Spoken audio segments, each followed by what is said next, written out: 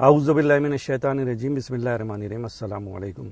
آج کل مختلف ٹی وی چینلز پر غداران تحریک کو لایا جا رہا ہے اور ان کے منہ سے الطاف حسین بھائی کے خلاف حرزہ سرائی کروائی جا رہی ہے۔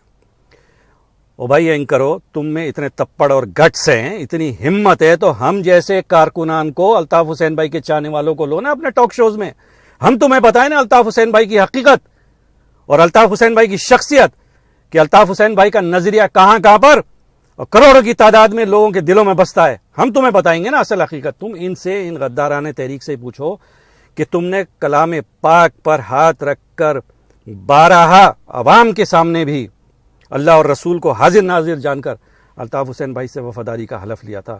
انشاءاللہ ان پر اللہ کی اور قرآن کی، ان منکرین حلف قرآن پر مار پڑے گی۔ ان سے یہ پوچھو کہ تم نے جب ایم کیو ایم جوائن کی تھی تو تم کس جگہ پر رہتے تھے اور آج کل کن مکانات اور محلات میں تم رہ رہے ہو۔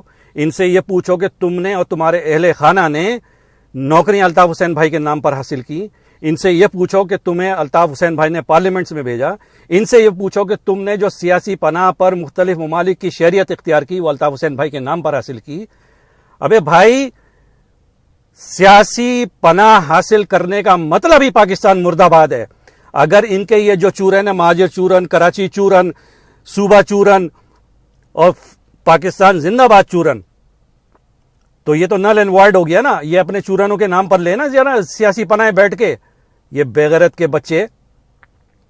ایک بات اچھی طرح یاد رکھیں کہ غداران تحریک کو نہ تو تاریخ معاف کرے گی اور نہ جغرافیہ معاف کرے گا۔